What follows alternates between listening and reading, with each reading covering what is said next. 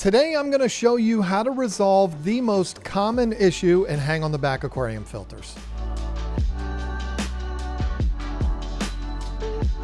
It's not even up for debate. Hang on the back aquarium filters are the most popular and commonly used filters in the entire hobby. We carry two of the best in the business, the AquaClear and the CCM Title. And because we're a retailer of these filters, we have to deal with warranty situations. We sell so many of these that we do run into them from time to time. And there's one thing that I gotta tell you, 99% of the time is the culprit for any issues that customers are having.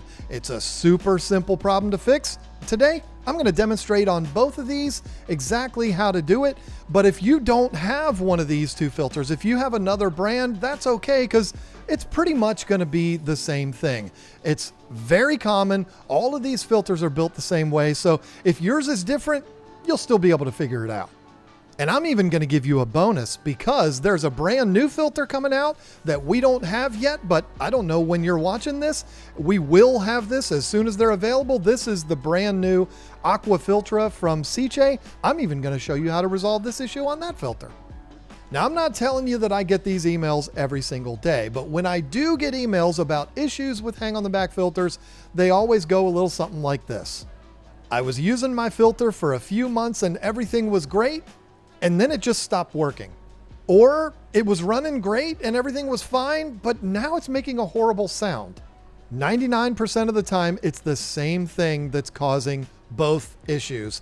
And it's very simple. This problem stems from the impeller. Now, if you're not familiar with what an impeller is, this is basically a small fan that's inside the motor of the filter. When it spins, it draws water through it, and that's how these filters work. If something gets into that impeller and it stops it from rotating the way it's supposed to be, it's going to create a horrible noise, or it's going to stop it from spinning entirely, completely stopping your filter from working at all. So what we have to do is we have to service that impeller, but it's very simple. I'm going to go through the steps on exactly how to do that.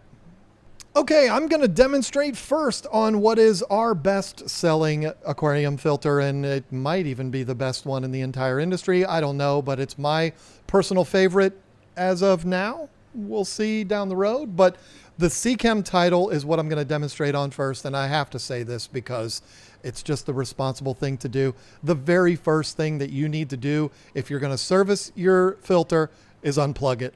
I know. You still have to tell people to do that. Unplug it, remove it from your aquarium, dump everything out so you're not pouring water everywhere, and then we can get to the impeller. The pump for the CCM Title is right here. It's one of my favorite things about this filter, the fact that it's inside the aquarium.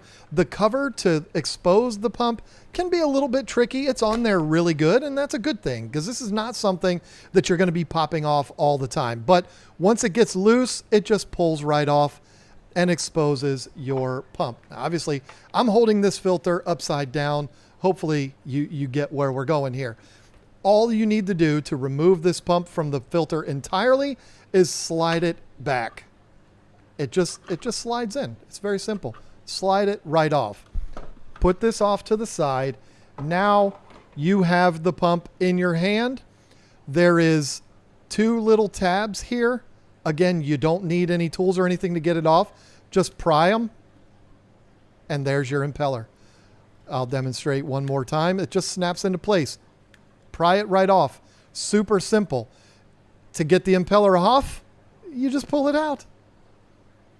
No knife needed, no nothing. It's one of the things I absolutely love about this filter. So what we have here, this is your impeller. This is what is spinning when the motor is on, causing that water to draw through. If something is impeding this impeller from being able to spin, that's what's causing your problem. Or if there's a small piece of debris in there while it's spinning, it's rubbing up against that debris, that could be the issue too. So all you really need to do is pull this out, blow it off, rinse it off in the sink. If you have a bunch of stuff built up on this, obviously just clean that off. If you want to use a toothbrush or something like that, get this thing spick and span, but then also rinse down in here. If you have compressed air or something, if you want to go to those lengths to clean the chamber out, you can. It's not usually necessary. Usually if you just run this under your sink and maybe tap it a couple of times, if there is some debris in there, it'll fall out. And then this just slides back into place. It's magnetized. It just falls right into there. That's all you have to do. And that's it. Now that should resolve the issue. Put the little cover back on, slide it back into the filter without banging into the microphone, put the cover back on. It's done. It's good to go. You didn't have to use any tools, and you didn't go through any serious heartache in order to do that. This is one of the best selling points about the CCM Title. This is inevitable. I mean, it's one of those things. It happens. I don't care how good the filter is. Impellers can get things in there that can stop them from functioning properly. It doesn't matter if it's the most expensive filter on the market.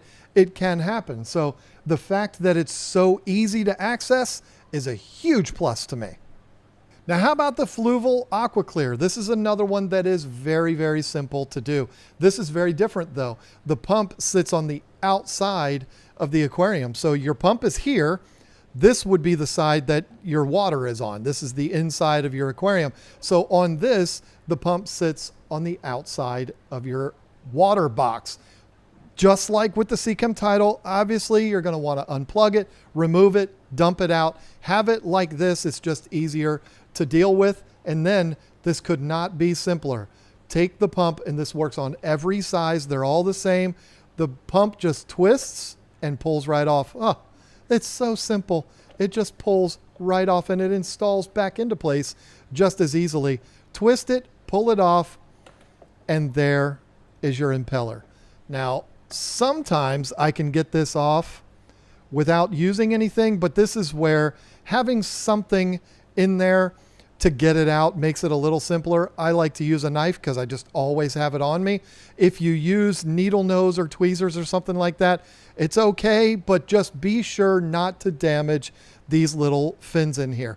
They are fragile in every single pump out there. You don't want to damage those. You don't want to get them all scarred up. So very gently, just put your knife in there and pry it out a little bit. Use your fingertip to hold it up, and now you can pull it out. Some of you that have long fingernails, you might be able to do this without using the knife. That's up to you. It doesn't really matter.